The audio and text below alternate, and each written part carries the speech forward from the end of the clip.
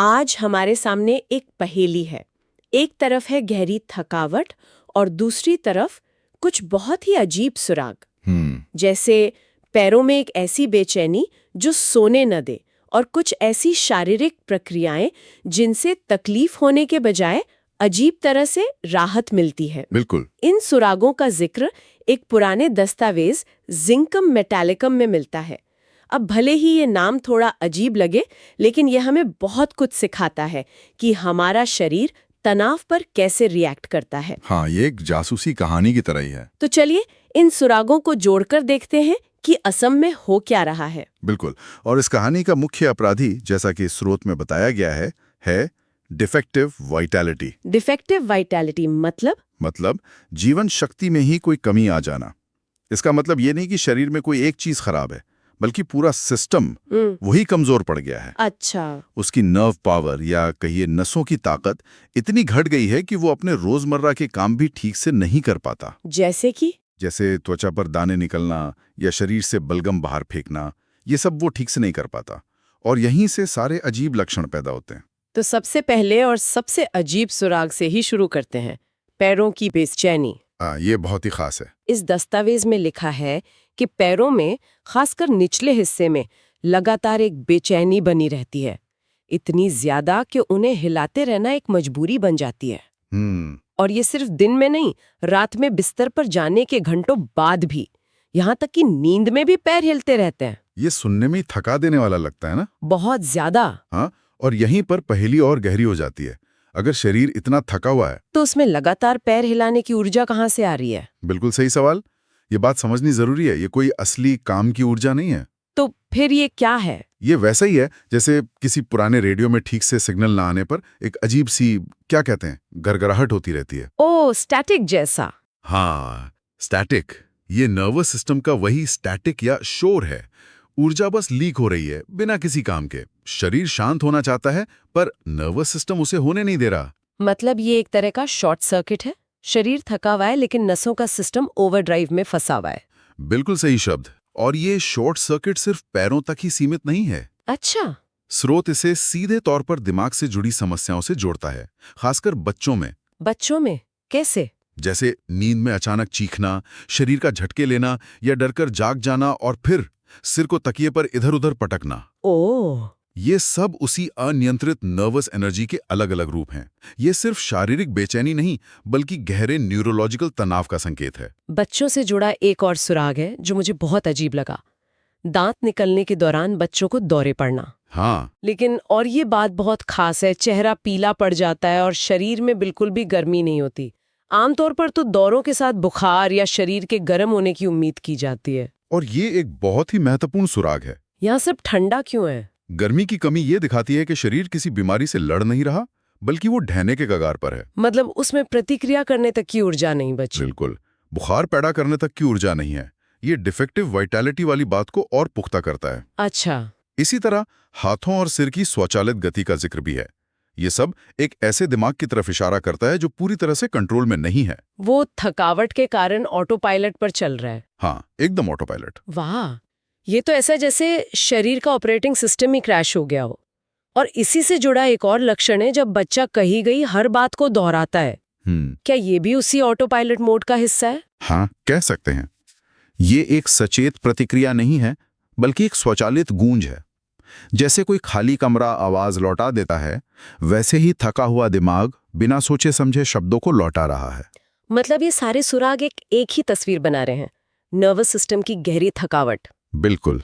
ठीक है, तो अब तक हमने देखा कि सिस्टम इतना थक गया है कि वो अजीब तरह से ऊर्जा लीक कर रहा है।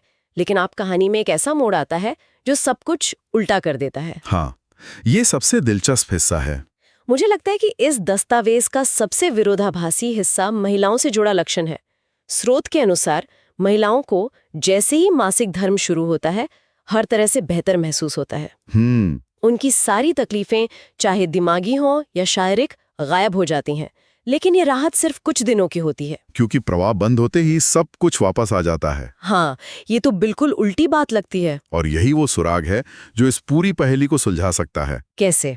ये उस मूल विचार से जुड़ता है जिसे स्रोत सप्रेशन या दमन कहता है। दमन मतलब? इसे ऐसे समझिए, शरीर मासिक धर्म की प्रक्रिया को शुरू करने के लिए बहुत ज्यादा कमजोर है।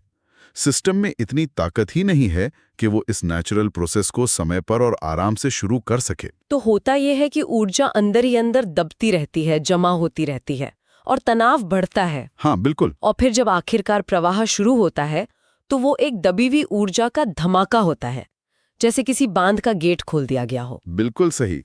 वो एक बहुत बड़ी रिलीज होती है। सिस्टम को अचानक राहत मिलती है क्योंकि एक प्राकृतिक प्रक्रिया जो दबी हुई थी वो पूरी हो गई है। अच्छा। इसलिए समस्या असल में मासिक धर्म में नहीं है, बल्कि उसे सुचारू रूप से करने में शरीर की नाकामी में है। मतलब राहत का ये पैटर्न ही इस प्रोफाइल को समझने की चाबी है। हाँ, जब भी शरीर किसी दबी हुई प्रक्रिया को सफलतापूर्वक पूरा कर लेता है तो उसे अच्छा महसूस होता है। जैसे कि ऊर्जा। तब क्या होता है? मुझे याद है दस्तावेज में भूख के बारे में एक अजीब बात लिखी थी। हाँ, और वो भी एक बहुत बड़ा सुराग है। सुबह 11 या 12 बजे के आसपास बहुत तेज, लगभग जानलेवा भूख लगना। जानलेवा भूख? हाँ, और इस भूख के साथ एक लालच होता है, इस हद तक कि स्रोत कहता है जल्दी जल्दी खा नहीं सकते। और जो बात इसे और भी गंभीर बनाती है वो ये है कि दस्तावेज इसे बच्चों में मस्तिष्क रोग की शुरुआत से जोड़ता है। बिल्कुल। तो क्या ये दस्तावेज ये कह रहा है कि कुछ अजीब आदतें असल में हमारे शरीर के SOS सिग्नल हो सकती हैं? ये कोई सामान्य भूख नहीं है। बिल्कुल नहीं, ये एक कमी से पैदा हुई तड़प है। तड़प? हाँ, शरीर एक थके हुए नर्वस सिस्टम के लिए डेस्परेटली ईंधन मांग रहा है। ये एक इमरजेंसी अलार्म की तरह है, मुझे अभी इसी वक्त ऊर्जा चाहिए वरना मैं बंद हो जाऊंगा। ये शरीर का अपने आप को बचाने का एक हताश प्रयास है। बिल्कुल। अब वापस पैरों पर आते हैं। सिर्फ बेचैनी ही नहीं बल्कि और भी समस्याएं थीं। हाँ। पसीने से तर, बदबूदार पैर और कभी-कभी पसीने का दब जाना और दर्दनाक चिलब्लेंस का भी जिक्र है। हाँ, चिलब्लेंस जो रगड़ने से और भी बदतर हो जाते हैं। क्या इसका भी कोई कनेक्शन है? हाँ, ये भी उसी सप्रेशन या दमन की कहानी का हिस्सा है। कैसे? पैरों से पसीना निकलना भी शरीर की एक प्राकृतिक रिलीज प्रक्रिया है। जब ये प्रक्रिया दब जाती है तो ये शरीर की एक और नाकामी का उदाहरण है। तो बेचैनी, पसीने की समस्या, चिलब्लेंस, ये सब निचले अंगों पर केंद्रित गड़बड़ी के एक ही पैटर्न का हिस्सा है। ये उस डिफेक्टिव वाइटैलिटी का एक और शारीरिक सबूत है। ये नर्वस एनर्जी की गड़बड़ी जो पैरों में दिखती है वो कहीं से तो शुरू होती होगी। क्या ये रीढ़ की हड्डी से जुड़ी है, हमारे नर्वस सिस्टम का हाईवे? आपने बिल्कुल सही पकड़ा। दस्तावेज में पीठ को लेकर भी बहुत जरूरी बातें कही गई हैं, जो बैठने से बढ़ जाता है लेकिन घूमने फिरने से बेहतर हो जाता है। हाँ, ये घूमने फिरने से मिलने वाली राहत फिर से पैरों की बेचैनी वाले विषय से जुड़ती है। मतलब हिलना डुलना एक मजबूरी बन जाता है। हाँ, ताकि उस अंदरूनी तनाव या दर्द को कम किया जा सके। और ये भी लिखा है कि पीठ इतनी संवेदनशील हो जाती है कि उसे छुआ जाना भी सहन नहीं होता। हाँ, ये नर्वस सिस्टम की अति संवेदनशीलता को दिखाता है, हर नस जैसे खुली पड़ी हो। और फिर एक सबसे अजीब सुराग आता है, पेशाब केवल पीछे की ओर झुककर बैठने पर ही कर पाना। हाँ, ये उन लक्षणों में से एक है जो दिखाता है कि नर्वस सिस्टम की थकावट शरीर के कामों को कितने अजीब और अप्रत्याशित तरीकों से प्रभावित कर सकती है। ये तो शरीर पर कंट्रोल खोने की पराकाष्ठा है। एक तरह से हाँ। ठीक है, तो एक जासूसी कहानी की तरह हमें ये भी जानना होगा कि किन चीजों से लक्षण बदतर होते हैं। ट्रिगर्स क्या हैं? दस्तावेज में शराब का जिक्र साफ तौर पर है। हाँ, और इसका तर्क सीधा है, शराब एक उत्तेजक है। लेकिन लोग तो उसे आराम पाने के लिए पीते हैं। वो एक अलग बात है। एक पहले से ही थके हुए और अति संवेदनशील नर्वस सिस्टम के लिए कोई भी बाहरी उत्तेजक वो आग में घी डालने जैसा है। अच्छा? ये उस स्टैटिक या शोर को और बढ़ा देता है, जिससे बेचैनी, घबराहट और दूसरे लक्षण और भी ज्यादा बढ़ जाते हैं। लेकिन जैसा कि हमने पहले भी चर्चा की, कुछ चीजों से राहत भी मिलती है और अब मुझे वो पैटर्न साफ दिख रहा है। बताइए। बलगम निकलने से छाती के लक्षणों में, पेशाब करने से मूत्राशय की समस्याओं में और मासिक धर्म के प्रवाह से सामान्य राहत मिलती है। और यहाँ फिर से वही पैटर्न है, रिलीज का पैटर्न। हाँ, ये सभी डिस्चार्ज या रिलीज के रूप हैं।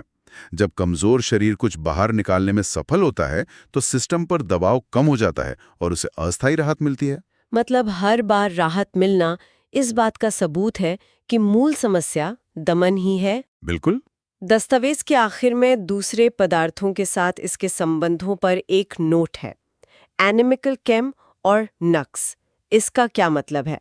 एनिमिकल का मतलब है कि वे एक दूसरे के दुश्मन हैं या उनका मेल ठीक नहीं है। अच्छा। स्रोत यहाँ साफ तौर पर जिंकम से पहले या बाद में कैमोमिला या नक्स वोमिका का इस्तेमाल न करने की सलाह दे रहा है। तो ये एक तरह की प्रैक्टिकल वार्निंग है। हाँ, कि इन पदार्थों का आपस में रिएक्शन नकारात्मक हो सकता है या वे एक दूसरे के असर को काट सकते हैं। तो इस पूरी जासूसी का क्या नतीजा निकला?